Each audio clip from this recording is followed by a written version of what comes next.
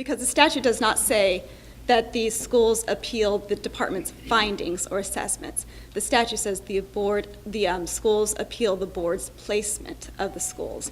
So we're just trying to comply with law. Question? Yes, Brad? Request, if I could. Sure. I appreciate DOE counsel giving us your analysis of the statute. I would like to ask our board counsel, if they could, to please come forward. I'd like to hear board counsel's view on the same thing as well. That would be fine. Thank you. Michelle McGowan?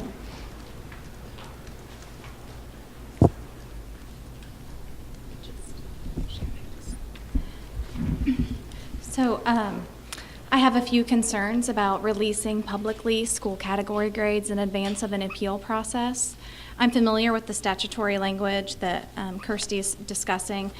Recently, in 2013, the General Assembly added a new section to 20-31-8. It used to end at Section 4, and now some new provisions have been added. But that new language doesn't, it actually is kind of adding a whole new round. Before I get into the federal law piece, which gives me pause, as well as the federal regulations, I do want to address the state statute piece. That additional statute resulted from, and there are some newspaper articles covering this, but the new section of statute, again 20-31-8-6, was added because one of the schools, there were some errors identified after final grades last October. Some of those corrections were brought to the board in December of 2012, and the corrections were made. In early 2013, another error was identified for one particular school, and the grade was not corrected, nor was it publicized that the school had originally been placed as a C rather than a B, and there was a lot of concern that they had been presented publicly to be a C when in fact the data was a B.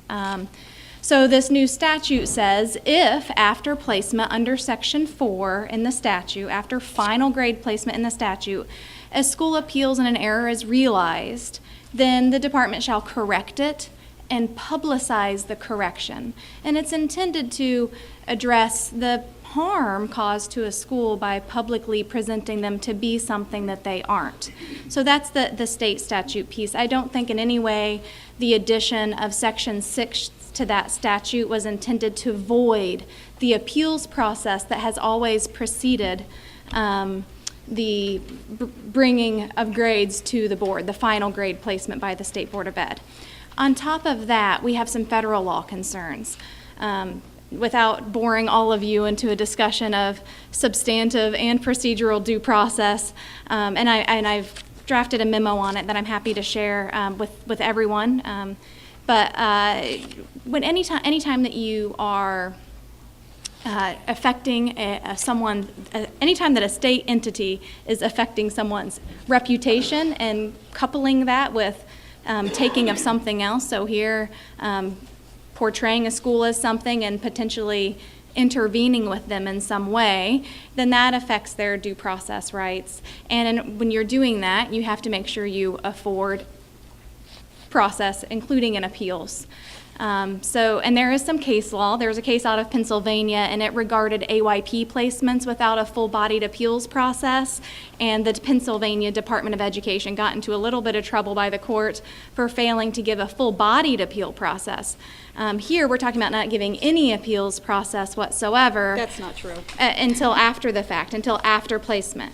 Whereas in Pennsylvania, they got in trouble for just not giving a full enough appeal process. They had so limited the criteria for appeals that they had been found to violate due process.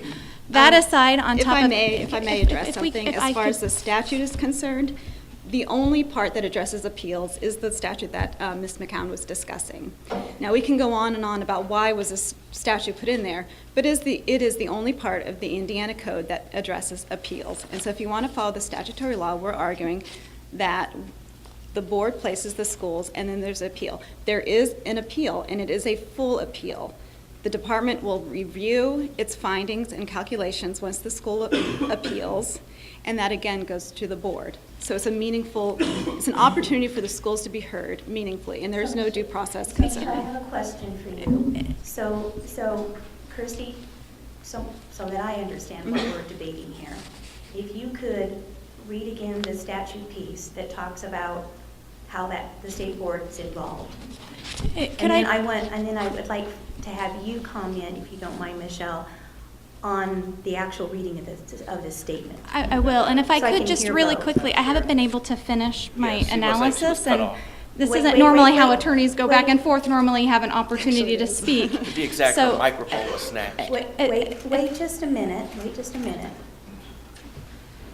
I'm the chair, thank you. And so, I would like to say our piece, and then Michelle will have an opportunity to rebut, if you may. And I think it might be easier if we can just place everything before you, and then she can rebut, and let's get on with this. and Christy, I apologize if I allowed her to speak before you were finished, because I didn't know you weren't finished. Right. So all the way around, I thought someone was finished, and I thought I was starting, and then I actually, so, let's see. Okay, if I may. Actually, I'm interjecting. I would like for you to read the section that is relevant to the board's role in releasing the grades. Right. Well, first of all, the procedure is the department, under Section 2, the department uses all the indicators and assesses the performance of each school or school corporation. And then Section 4 says that based on the department's findings from that assessment, the school board shall place each school in a category or designation of school performance, which means the grade. It does not say that the department does it. It says the board does it, based on the department's findings after it receives the data. And that is very clear. And the only part that discusses appeals is in number 6. This section applies to a school that has appealed the school's placement in a category or designation, meaning the school's grade, under Section 4 of this chapter. Again, if you go back to Section 4, it states, the state board shall place each school in its category or performance designation. So the only code provision that discusses appeals, and we can go on and on about why it's there, but the fact is, it's there. The only code provision that discusses appeals says that if a school appeals its placement by the board, then this is what happens. So Michelle, if you would, it seems that our debate is about the board's role and when does it start? It doesn't So- take anything from the board, it doesn't take anything from the department. But what is it that the board then, so we have an interpretation that the board's role is at the release of the grades and then the appeal process begins. Correct, and it's a full appeal, it's a meaningful appeal, and in fact, it's actually better than what the schools would have had before. Because when the school appeals, the department will again review whatever the school says, review the data, and then the department will again take it to the board, and the board can then again decide what should this school's grade be. Whereas before, the department released its soft grade, the school appealed, the board didn't even see any of that data, the board didn't see what was going on. And then the department decided, yes, your appeal should be successful, and then took it to the board. So the way we're proposing, the board actually has more of an opportunity to review the school's grades, and so it is actually a more meaningful hearing and opportunity for the schools to be heard the way we're proposing it, because it will actually go to the board twice if there is an appeal. And as far as publicity, that section that I was just discussing, it says that if an appeal is successful and a grade changes, we will make that public, just as we did before. And there are no due process concerns with bad publicity. We're not taking anything from the schools. They have an opportunity to be heard. There's a full appeal. And I just like, if due process were a concern, you would never hear about, say, people's convictions before the appeal process is exhausted. This actually does give schools a full hearing, and it's actually more meaningful than what was happening before. So now, Michelle. Did you have a question? I'm sorry. I'm going to wait till Okay. Michelle's done, but I would like to ask a question of both of these. Sure. So Michelle? Again, I'm very familiar with the new provision. It's, again, and she just read it. I agree that that language is in there, and it absolutely requires if, after placement by the board, a school appeals and an error is realized, then that school's grade shall be corrected and publicized. But that section does not in any way void the appeals process that has always been provided before we publicize schools' grades.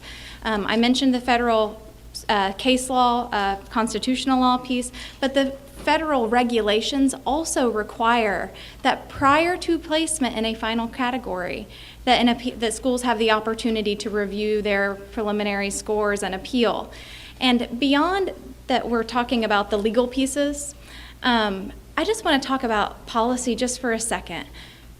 Every year for the last 6 years, we've done this the same way. When the statute ended at Section 4 and there was no language about appeals, we provided appeals prior to publicizing school grades because it was required under the federal regs and it's required under federal constitutional law, the due process provision in the 14th Amendment. In that process, every single year for 6 years, we have had between 30 and 50 corrections of school letter grades. If we do not allow that appeals process prior to publicizing school grades, you are going to have some significant number of schools, like I said, between 30 and 50, there are outlier years, but a substantial number of schools who are going to be publicly portrayed to be an inaccurate letter grade. And that's going to go on for 2 months until January 8th, at which point we will correct it. But for 2 months, they will be portrayed to possibly be an inaccurately low grade. I don't, as the counsel for the board, I advise you not to do that. We should have appeals prior to releasing publicly schools' grades. And then if after that, as happened last year, if we identify an error, then absolutely we correct it again. And that's what this new statutory provision is about. It is about if after final placement, even outside the proper appeals period, if an error is identified, correct it and publicize it and undo the harm that has potentially been done by portraying a school as an inaccurate grade. So, Michelle, I hear you suggesting 2 appeal processes, which is new. Because that's the first time I've ever heard of that. So you're suggesting that we release the grades without the board, and then go ahead and do what I would call an informal appeal process, and then bring those grades to the board to approve, and then have another appeal process now that they've been placed in categories. Is that what I hear you suggesting? Sort of, but almost the inverse. So I recommend a very formal appeals process prior to bringing them to the board, as the department has always done. A full-bodied appeal process that's compliant to the due process requirements, where our criteria are clearly set forth and multiple levels of review are conducted by the department to ensure that those grades are accurate before we publicize them.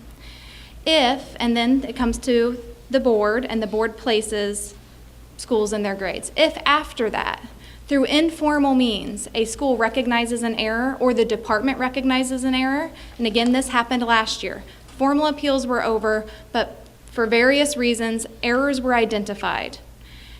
If those surface through whatever means, then the obligation is to correct the error based on Section 6, and because we want to properly capture school performance, correct the error and publicize it. Back in, whatever month the final grades come out, we portrayed this school as X. We have now realized that an error, and they should be properly recognized as Y. Did that come to the board? So last year in December 2012, there were grade corrections for 4 schools that were brought to the board. And then, again, so not a formalized second appeal process, but errors were identified after they'd been placed, and so they were corrected and brought to the board. So you're recommending 2 appeal processes? Okay. Yeah, Brad?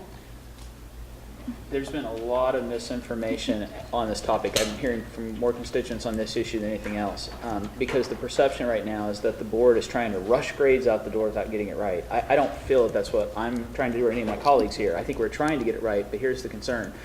Having been in a central office of not 1 but 2 school districts, I know that one of the things that happens a lot of times is when the preliminary grades are released and they start really digging into their data, that's when you start to find some anomalies. It gives them a chance to start working through the appeals. This is where I'm not understanding this whole debate. The department released data to the schools in such a way with directions that they can manually calculate their own preliminary grade. So it raises the question in my mind, why not just give them the preliminary grade?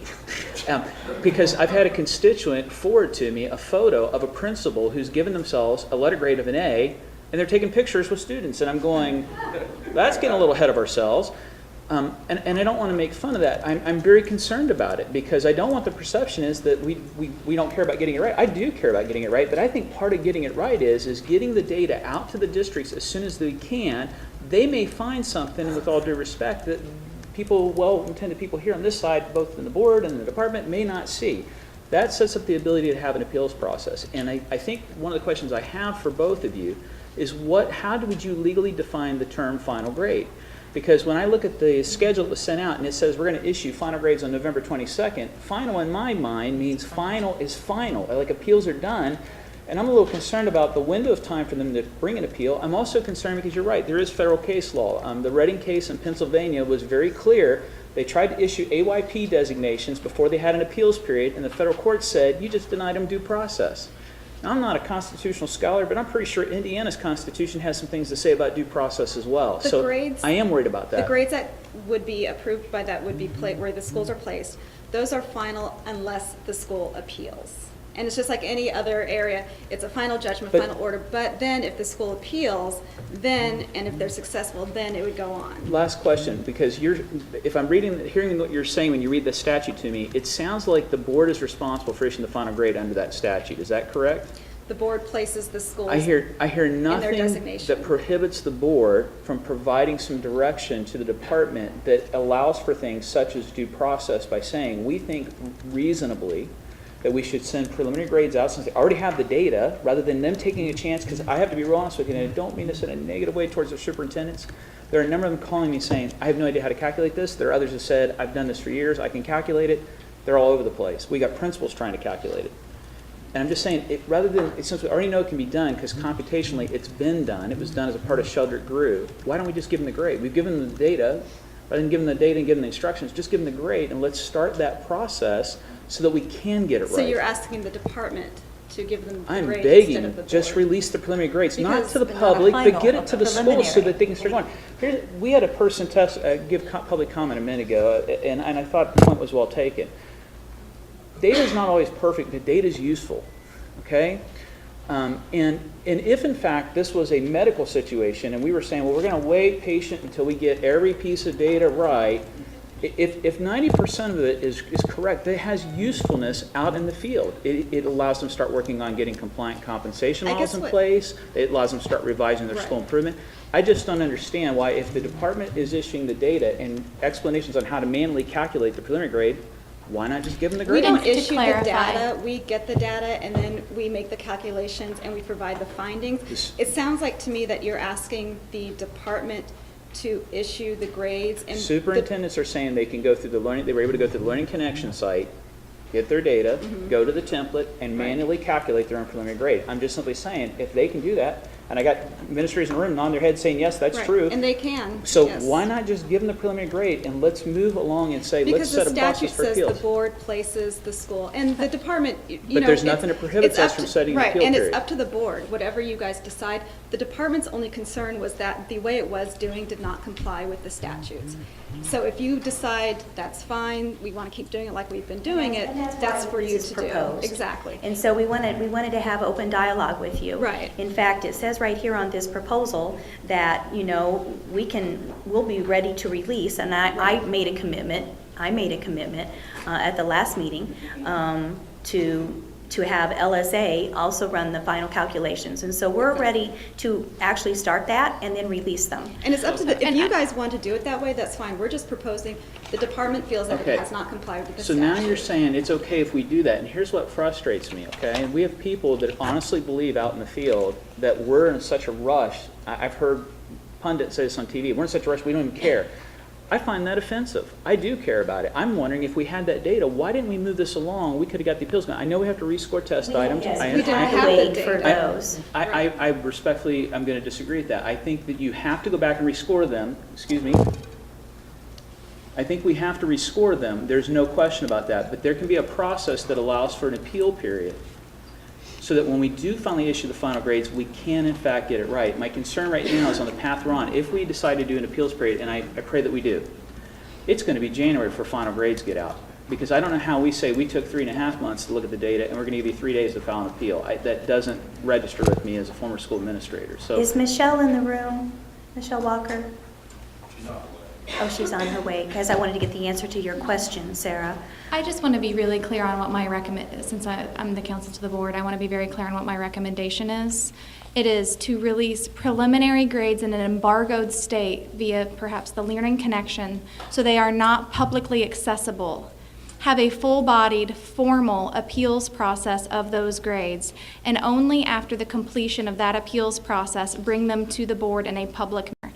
That way, we can bring them with some confidence that they are as accurate as we are able to have them at that point in time. And then, if, as what happened with last year, there are a few errors that surface, then at that point, they should be corrected and publicized, and they would be again brought to the board.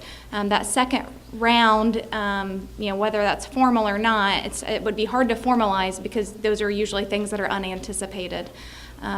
But I want to be very clear that what I'm talking about when I say allow an appeals process, that is through an embargoed state where the data is not public. That's the entire reason that I'm emphasizing the need for an appeals process prior to bringing it to the board. At minimum, I would think that we would want kind of two appeals processes. So the first one that you're suggesting, I hear you suggesting, and then the release of the final grades,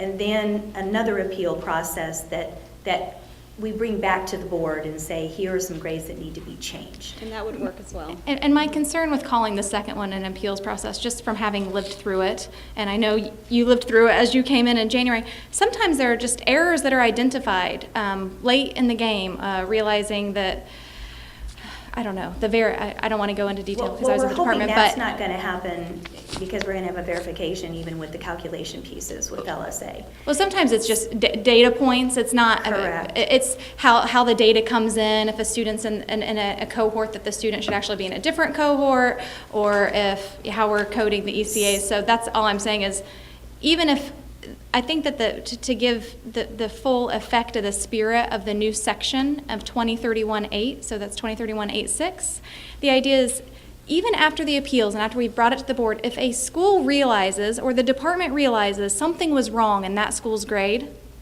we correct it and we publicize it. And it's not necessarily part of a formalized appeal process as what we're having now before bringing them to the board the first time.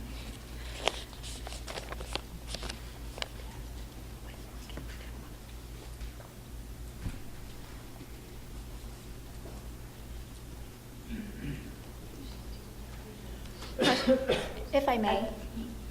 Michelle's here, and she's Okay. going to clarify about the 55,000. Okay, and then I have a question also, please. Thank you.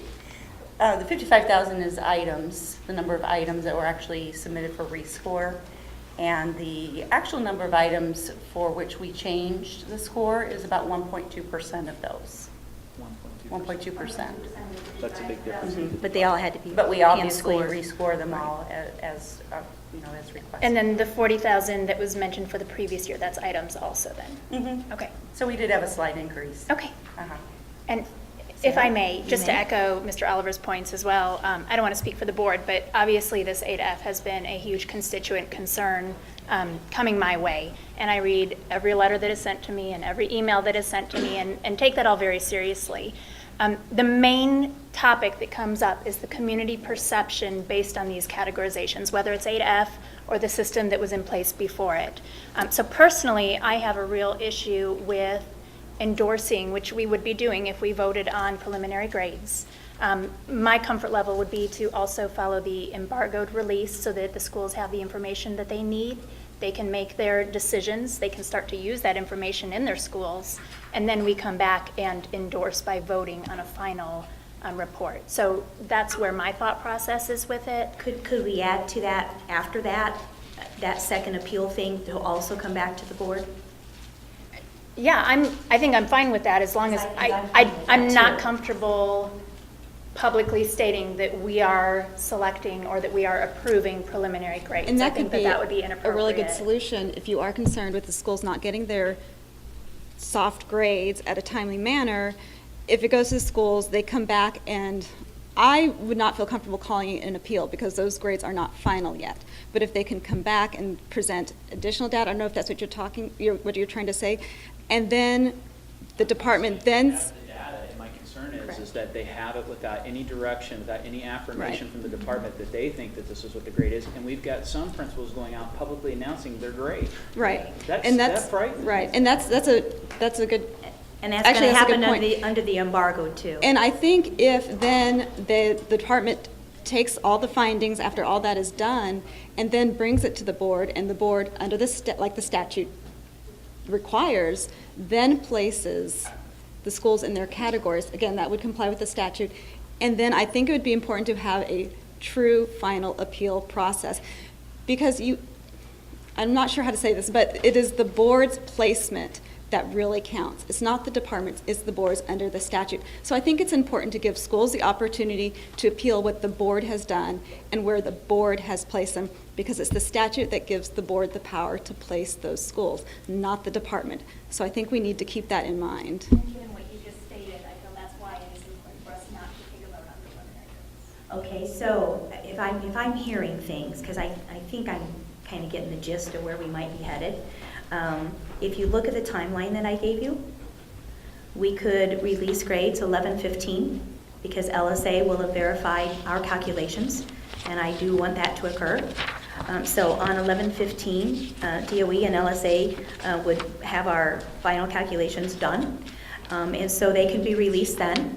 And then there would be, just a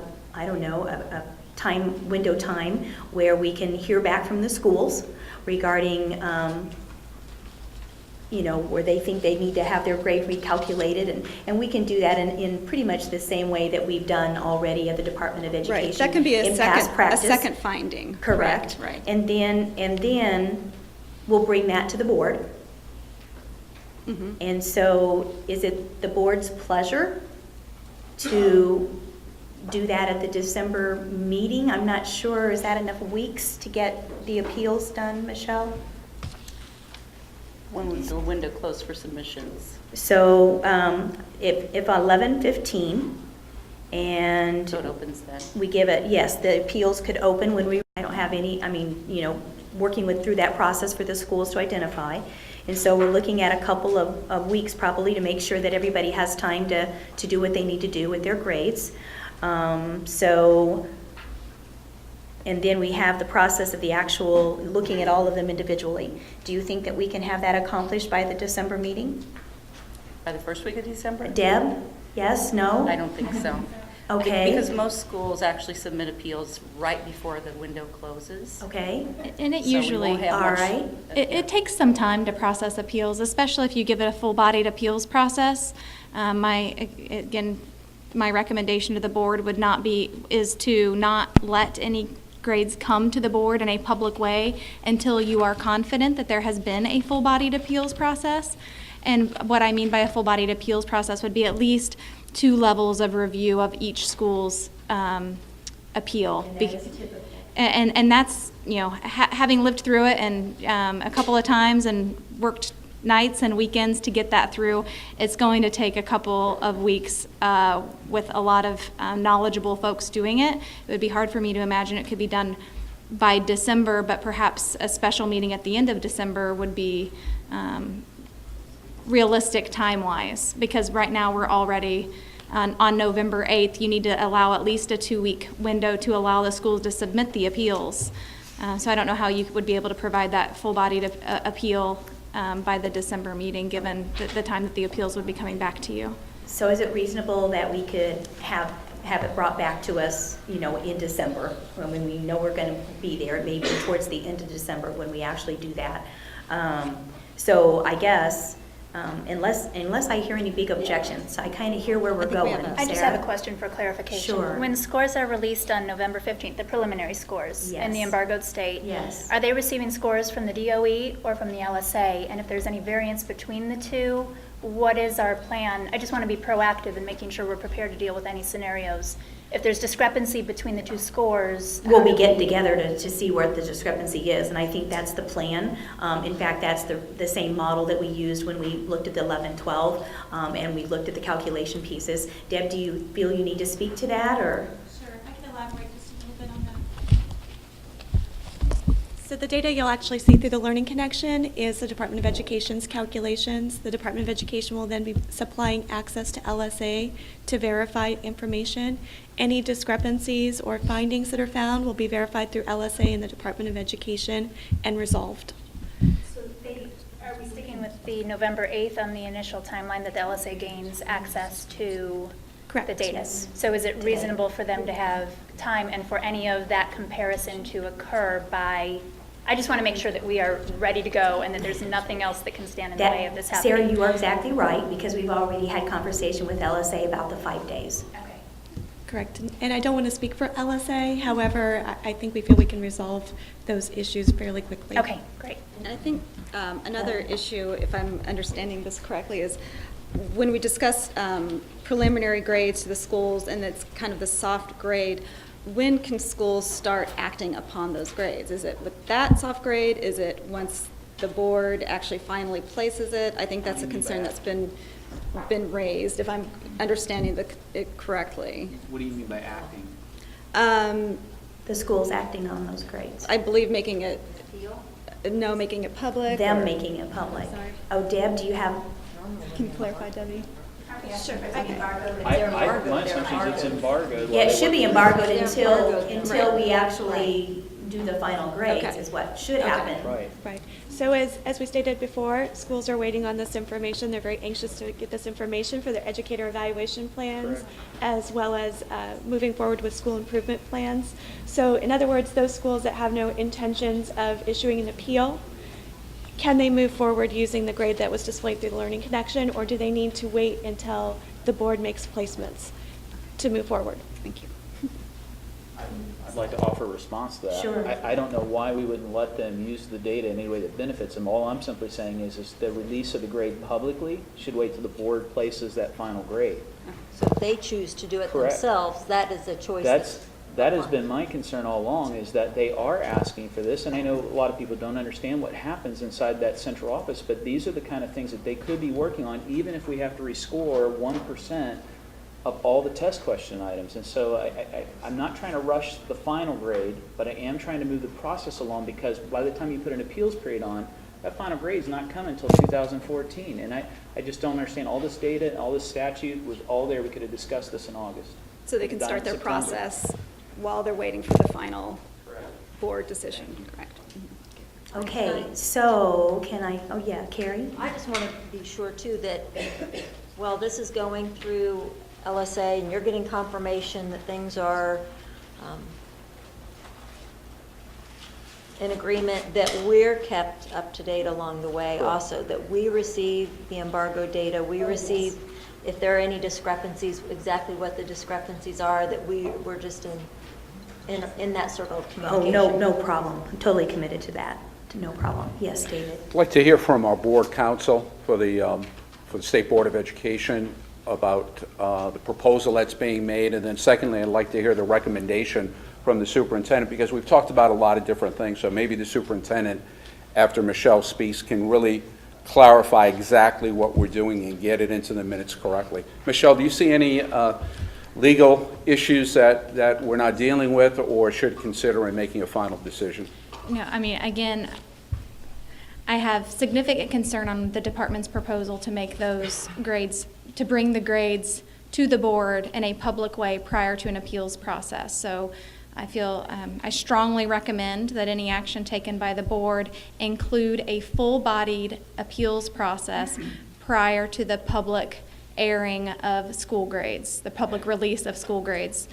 Beyond And the reason for that is it places us in legal jeopardy. Both legal jeopardy and, again, there's a policy concern. We know from the last several years that errors through the appeals process. Again, I estimated, and I confirmed this with Molly Chamberlain, who was formerly the Chief Accountability Officer and the Director of Data at the department.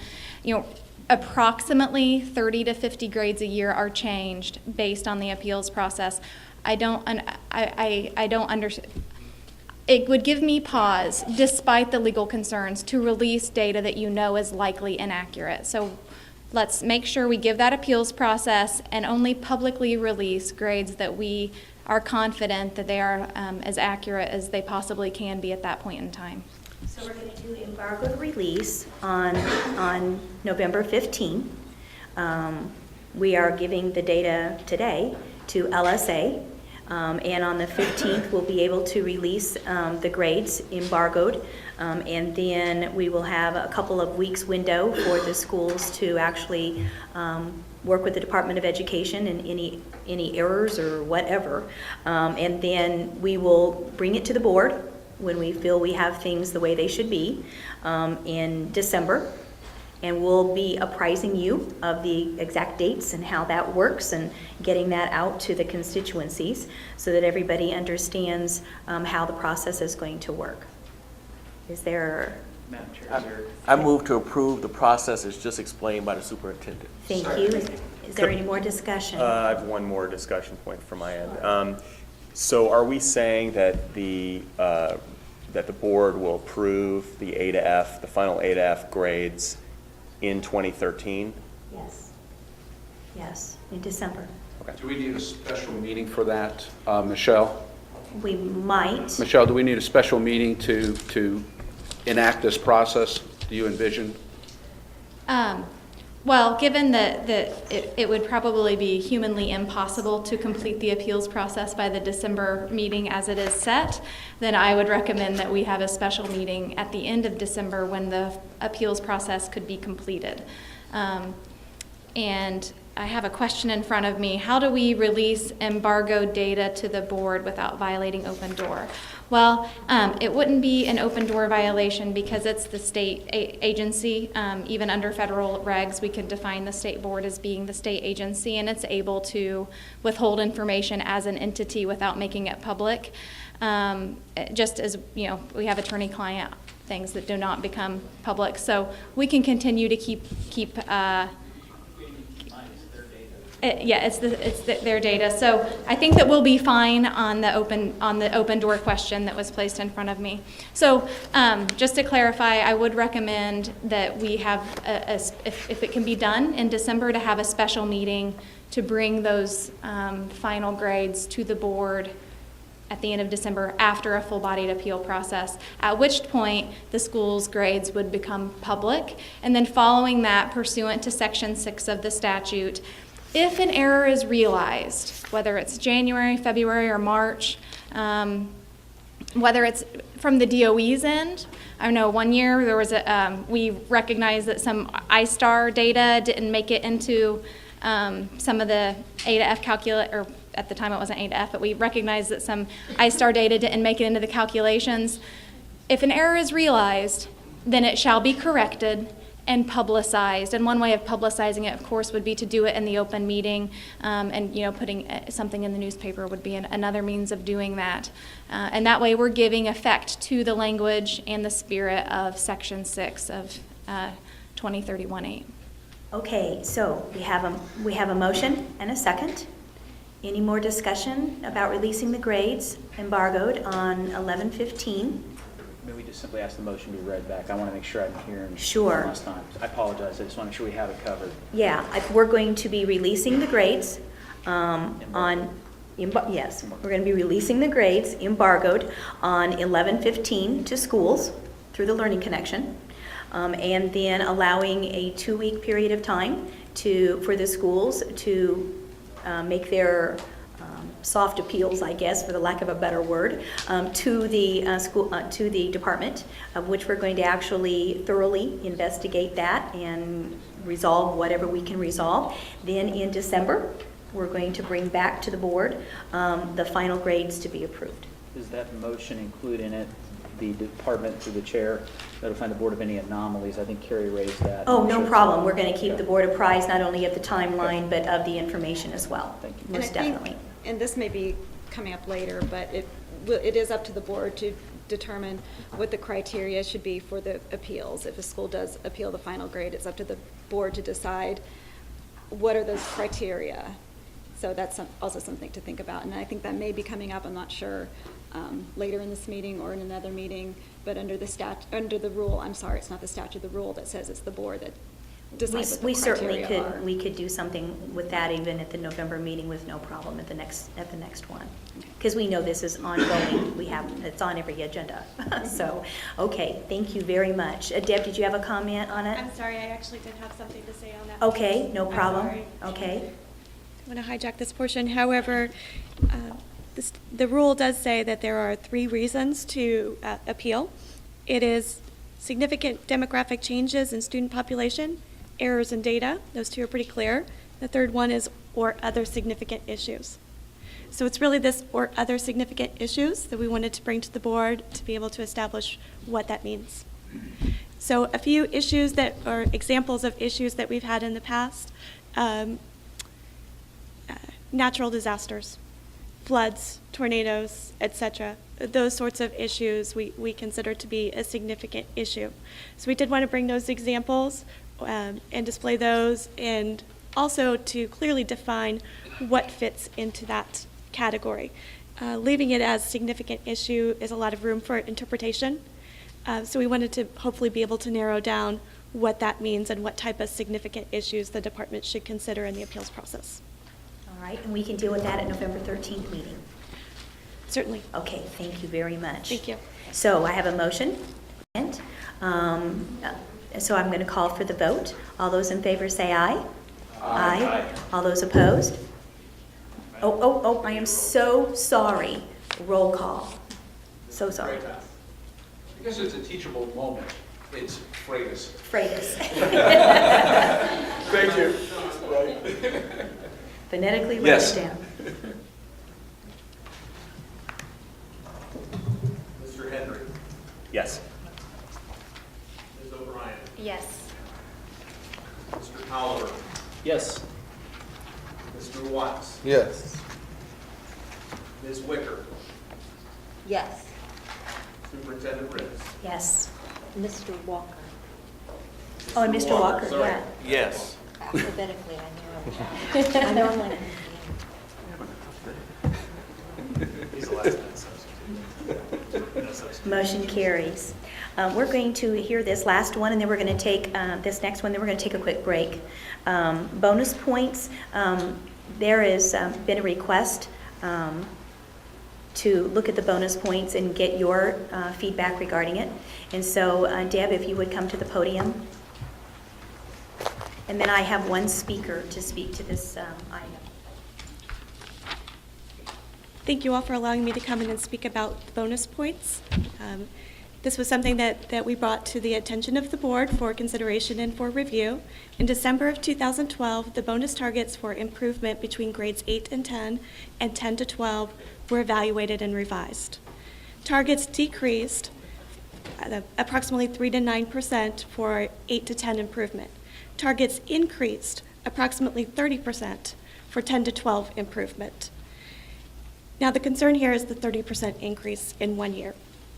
So the Department of Education considered 3 options for your review. First option is to use the 2013 targets as established in December of 2012. Second option is to use the 2012 targets. And the third option is to introduce a stage introduction of this 30% increase, or in other words, divide this amongst either 2 years or 3 years. 2 years, for example, would be a 15% increase for 2013, 15% increase for 2014. So again, the concern here is really this 30% increase. Now, the DOE feels that the 2012 initial targets were likely set incorrectly using an incorrect calculation, and that the 2013 targets were much more likely to be the accurate targets. However, again, it's the 30% increase over 1 year that's really concerning. So we did have members of the Principals Association bring this to our attention as well, and we do have some members that would like to speak to that in a moment. We feel that the 2012 numbers, excuse me, losing my voice, likely represented the top 75% instead of the top 25% of schools. Now, we have not been able to reproduce these numbers exactly, but we're very close in that calculation. So the concerns for each of these, if we use the 2012 numbers, obviously this is something that has been well publicized. Everybody knows what the 2012 numbers are. The Department of Education feels that that is the option that has had the most communication to the field. Obviously, those numbers were displayed very, very adamantly in the beginning of A through F. If we use the 2013 numbers, they are a much more accurate calculation. However, I'm not certain that they were fairly communicated to the schools. And again, as we talked, this is a 30% increase over the course of 1 year. Are you ready for Todd Bess? One other, for Okay. the third option of doing a stair-stepped introduction of this 30% increase would likely be a fair way to resolve this issue. However, it has not been communicated to the field at this time. So yes, at this time, if we'd like to turn it over to. All right, Todd Bess from the Indiana Association of School Principals.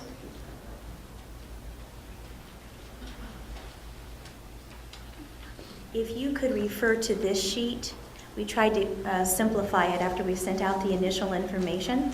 And so this is the sheet you probably want to refer to.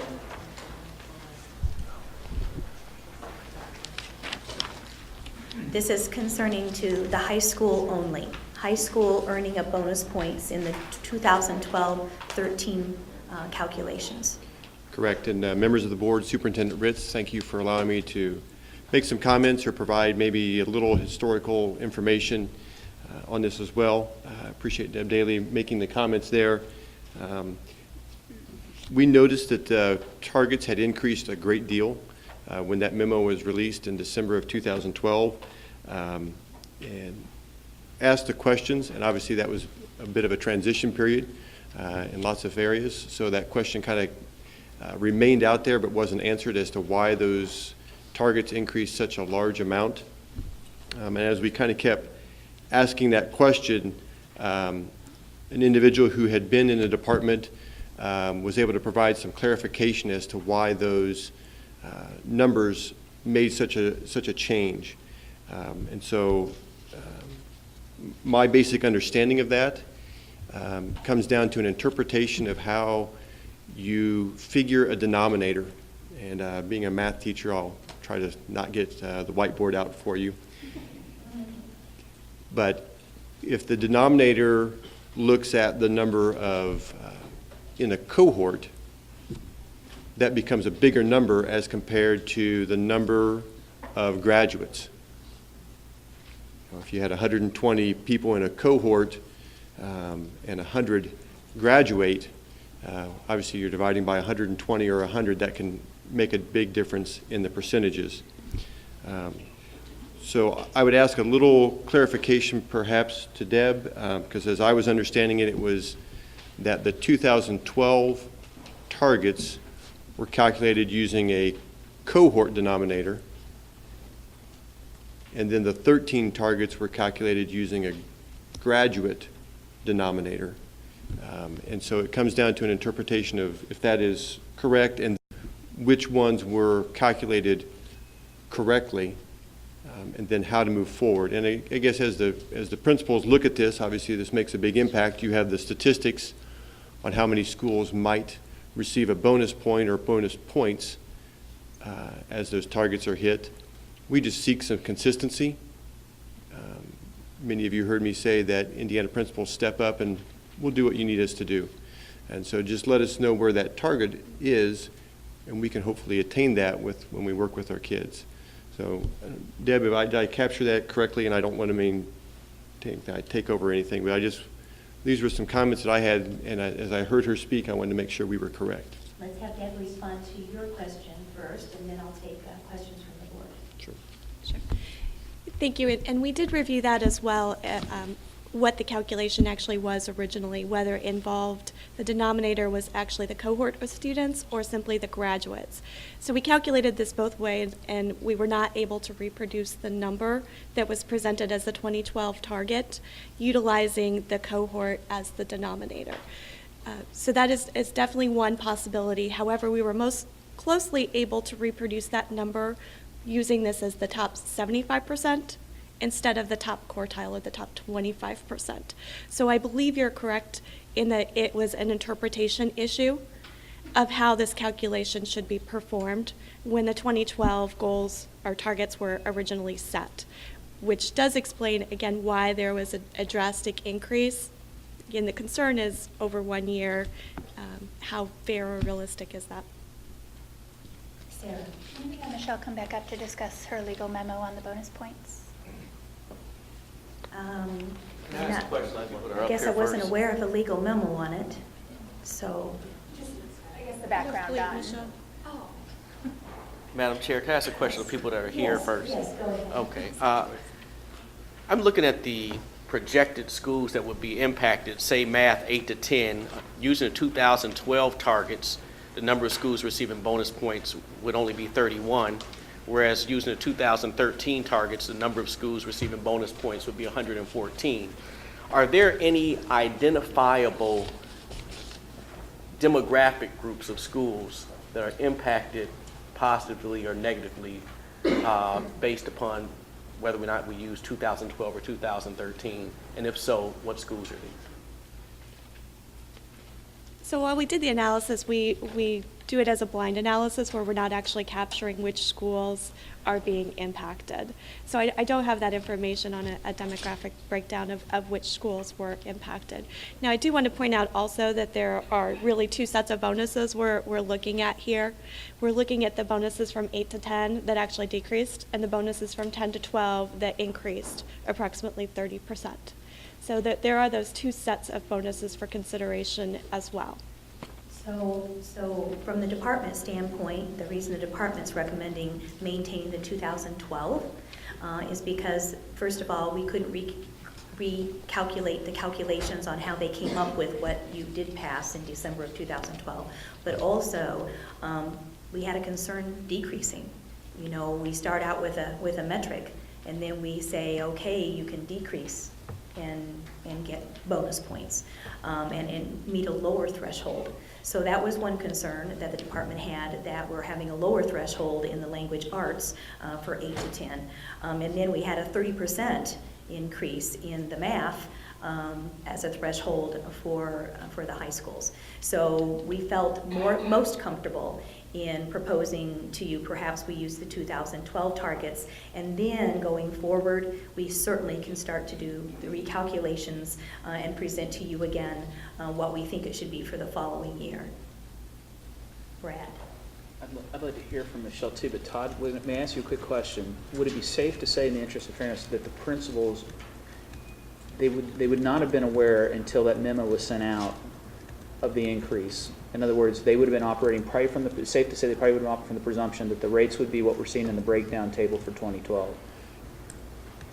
Yes.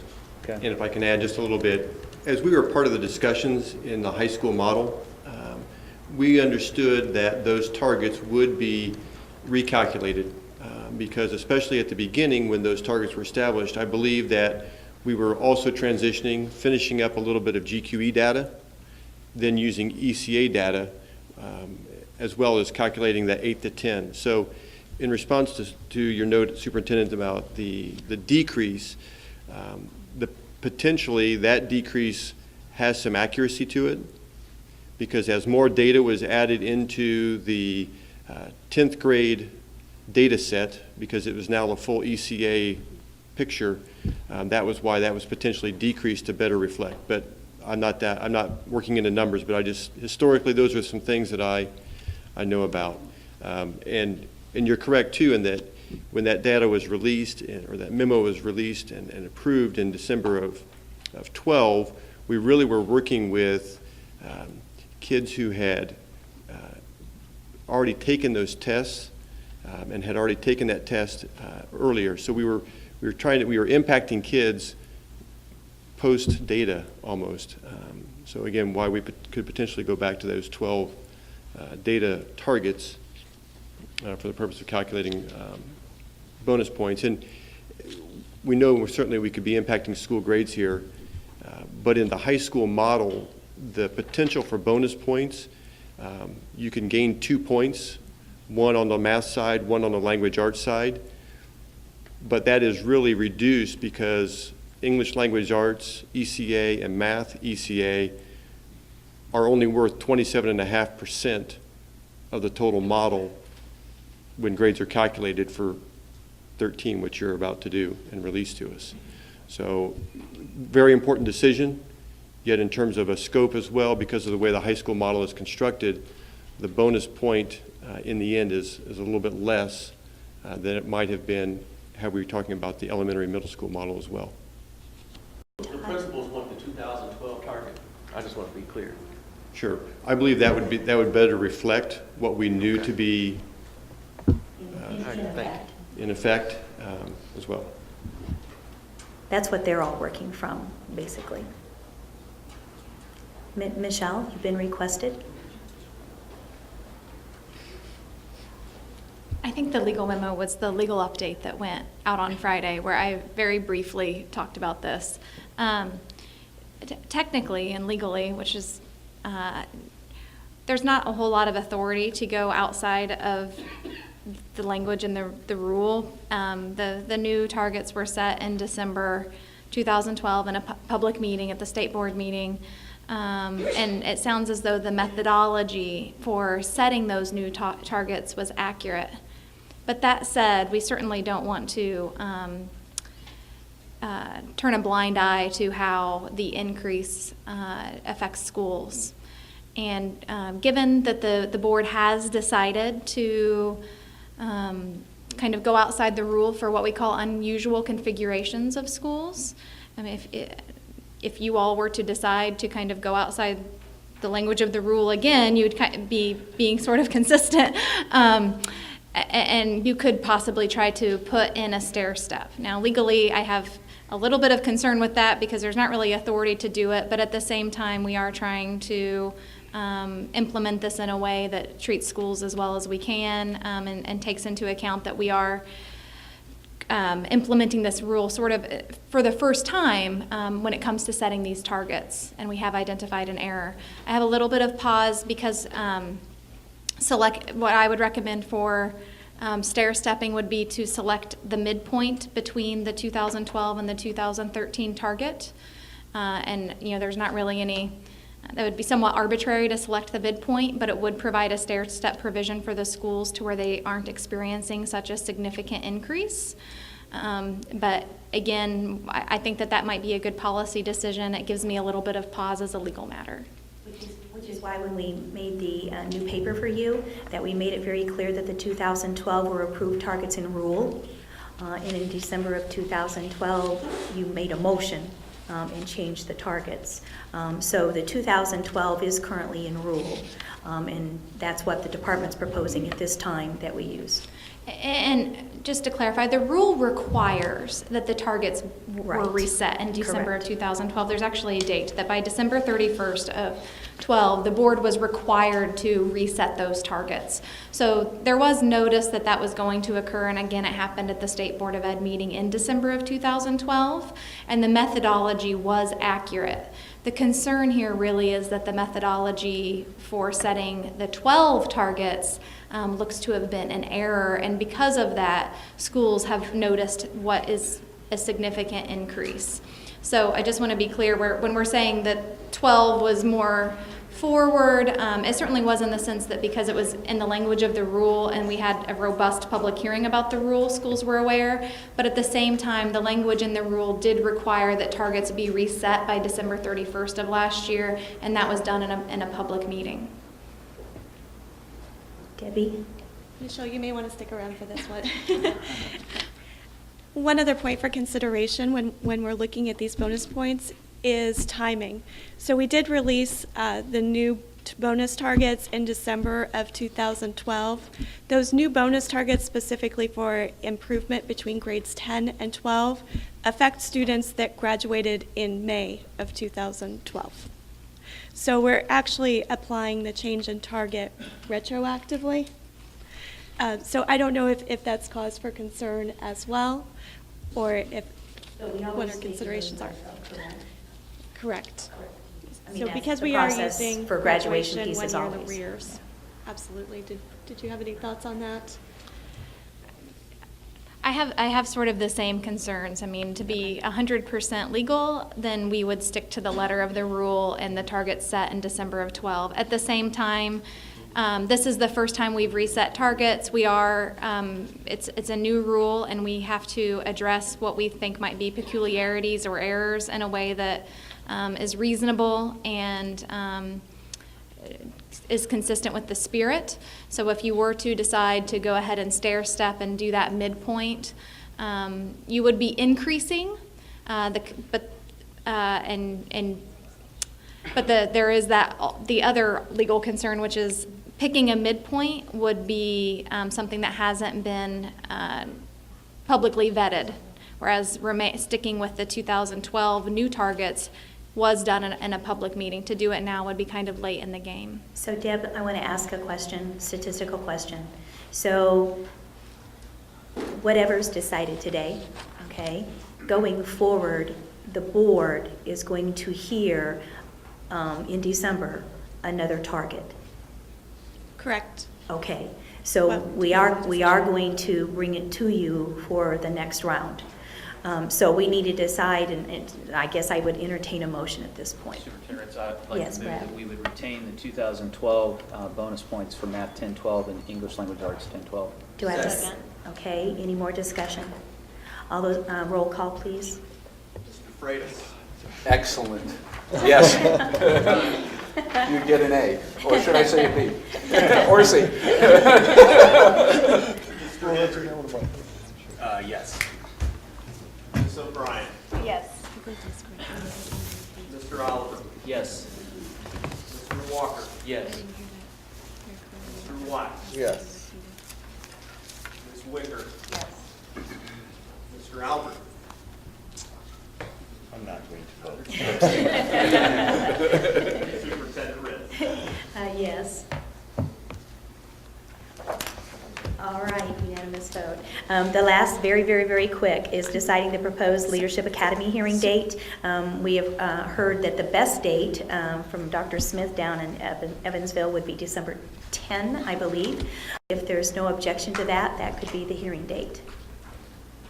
David? Question, would you talk about for some of us who haven't participated as board members, who on the board is required to attend? How is that handled? What's the process? Just the whole logistical part of it. Should we be planning those dates in our schedule? So would you, or maybe a staff member, share how that all works? Danielle, would you like to address that? Thank you, Todd, and Debbie, did you have I'm another sorry. question? Yes, So sorry, I you're do. still up I didn't there, want to so- interrupt.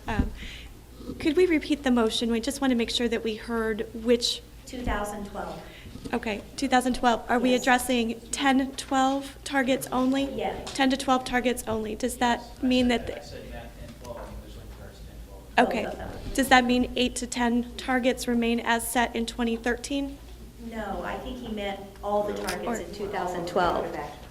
I'm sorry, I don't know if we need to redo that motion, but since I'm fearful, since I stressed 1012, that we get that right. Oh, okay. I'll defer to the. Well, good catch if that's I'll what you defer to the chair, said. but I don't want to be Absolutely. responsible for creating more. I thought you said all of 2012. we were leaving the 13 as they were. Ye- The But 8 to I'm- 10 targets. The 8 to 10, 13 targets as they were? I'm sorry, I'm not clear. Make your motion again, Brad. The motion I brought dealt with 1012, but I'm hearing that you're asking about 8 to 10. As well. Since the 8 to 10 were done correctly and recalculated, that was the point, is if those are to remain, the 8 to 10 targets. Let's do it in parts. Let's do it in parts. So do I have a motion for math, 1012? Yes, I moved that. We retained it at 2012 for math. And then we did that one, okay? So now, if I could have a motion for language arts as to whether we're going to remain with 2012 or 2013 calculations. 2012, but that's what I believe I moved. All right, and that's what I thought we were agreeing to. And Okay, so let's do the roll call for a motion on 8 to 10 using the 2012 approved targets. Roll call. Mr. Albert. Point of order. Hold So on. sorry? You just Was there a changed- motion? You just the- changed it to- You just changed them, you just said 8 to 10, and I'm talking 10 to 12. And I think that was done. We voted on 10. We We voted on voted it. on We 10, did. 12, I think 8 to 10 is what. What's Right. confusing me is I thought the discussion, the germane discussion was around the 10, 12, and all of a sudden you're saying 8, 10, and that's throwing me for a curveball. I'm sorry, I just want to make sure that I heard it right. They're The both on motion here. didn't cover everything. Well, I would like to move to approve 8 to 10, Okay. usage Second. of 2012. Thank you. Second. Roll, any more discussion? Could I raise something just as discussion matter, because since we're having a really great, robust discussion about this now, and we're going to have to revisit in December, as we said, per the rule. Since the December 2012 methodology was accurate, the concern is if you just stick with the 11, what I'm calling the 11 targets, then when we come back next month to set the new targets and appropriately apply the methodology again, you're going to have the same jump concern.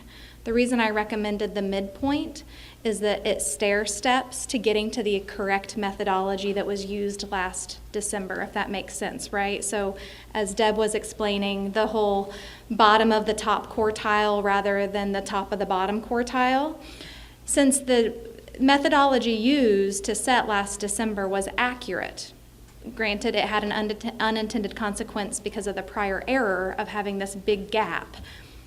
If we use the accurate methodology next month, you're going to have the same significant increase that caused the concern for schools.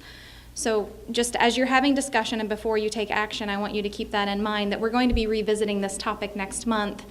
And if you don't want to have that significant jolt to the schools of going from 60 to 90, then you might want to do a stair-step provision.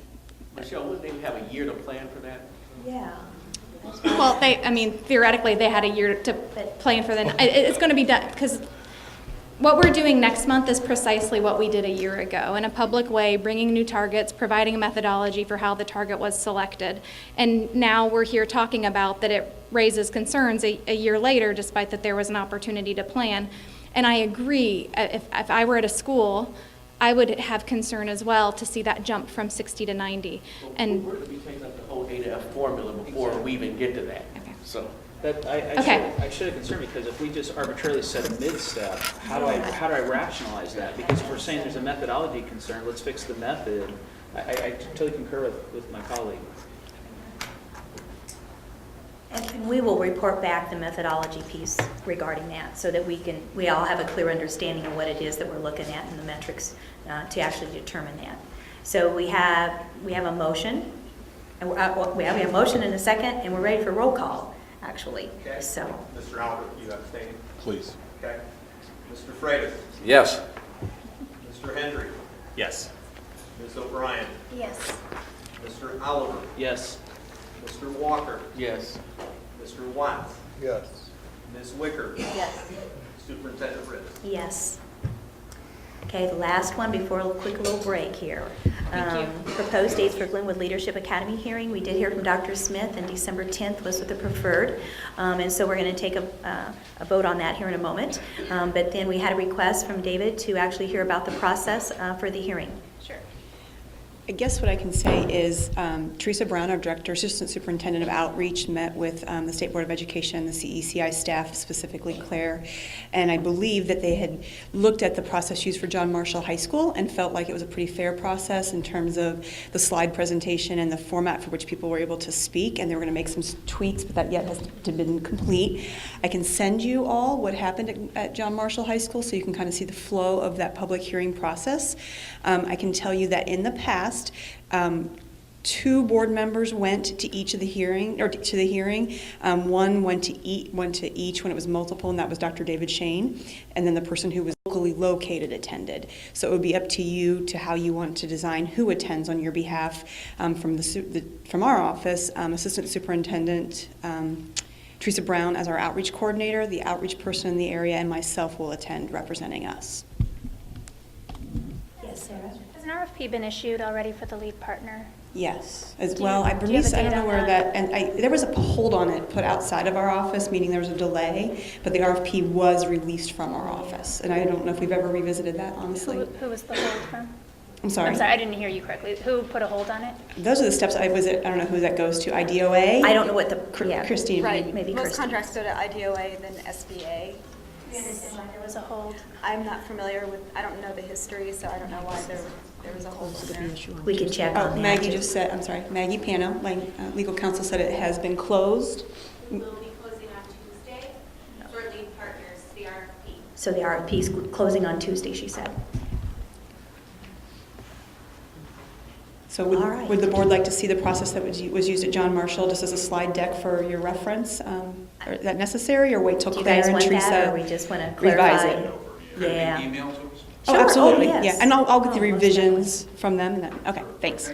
Okay, so December 10th, and do I hear a motion to approve the hearing for December 10th? A second? Second. Any more discussion? Roll call, please. Mr. Albert, Yes. Mr. Freitas, Yes. Mr. Hendry, Yes. Ms. O'Brien, Yes. Mr. Oliver, Yes. Mr. Walker, Yes. Mr. Watts, Yes. Ms. Wicker, Yes.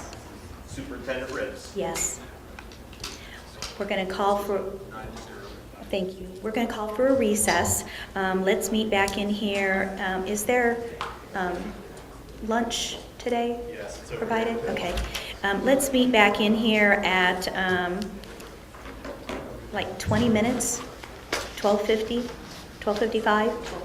12:55. We're going to actually recess until 12:55, and then we're going to have the A to F accountability presentation.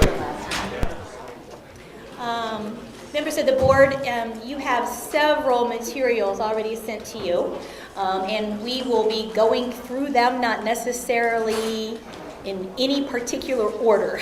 So we'll try to give you a heads up if we have a particular page. We also try to have it on the screen, but I know there are a couple of instances in which we do not. I'm going to be co-presenting with Dr. Stephen Yeager, who serves as the co-chair on the ADF Accountability Panel. And so I'm going to go to the podium with Dr. Yeager.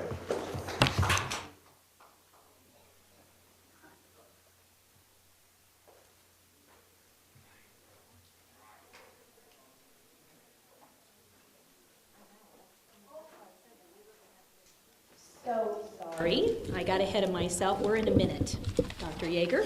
We're going to have a historical review first of the accountability history. Sorry.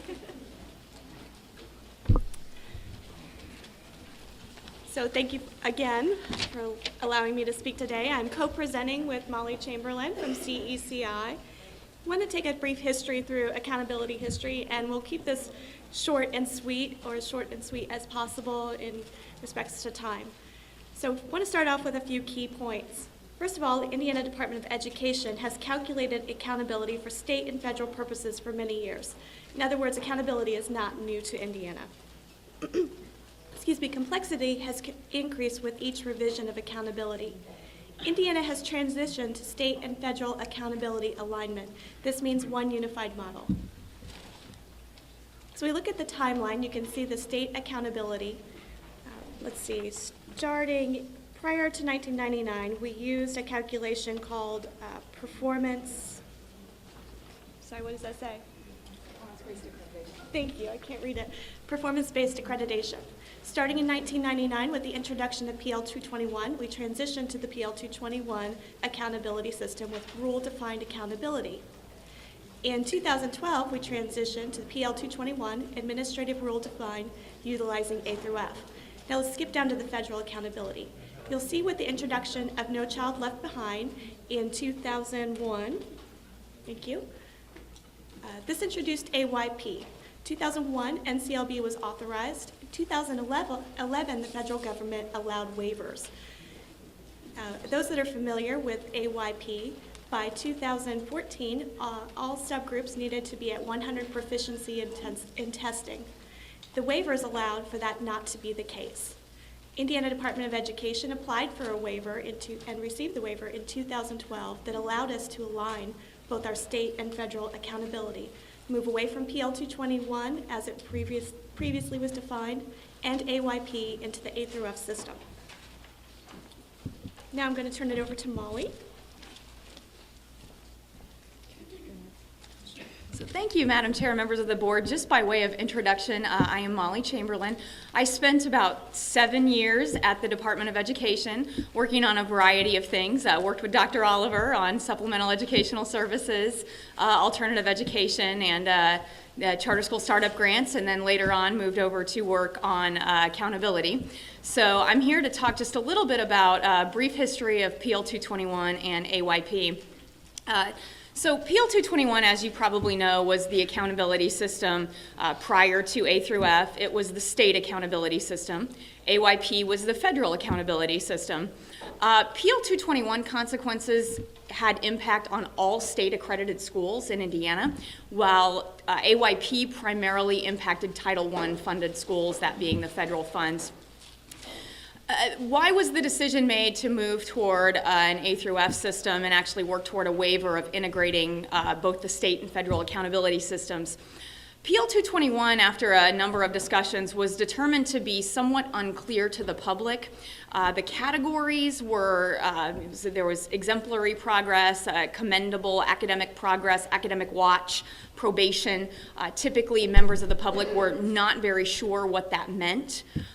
Also, PL 221, because of the data points that were used, was often determined to be much friendlier to elementary schools. Middle and high schools typically ended up in the lower categories of PL 221.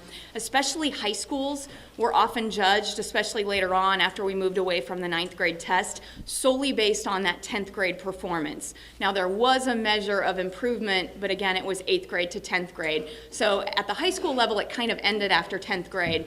And a lot of high school principals and administrators said, you know, that we do a lot more in high school than just test in 10th grade.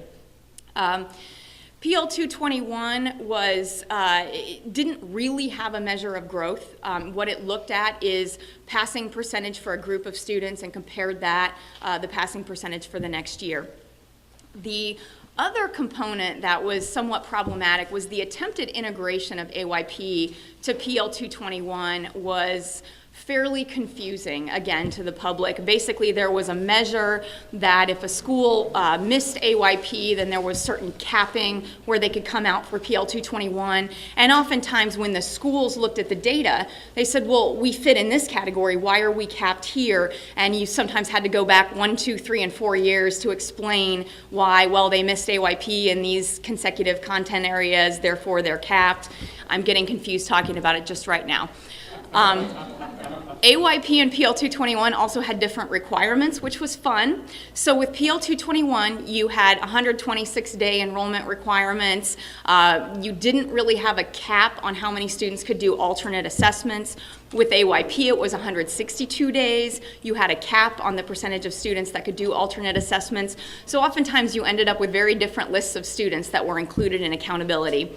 And then finally,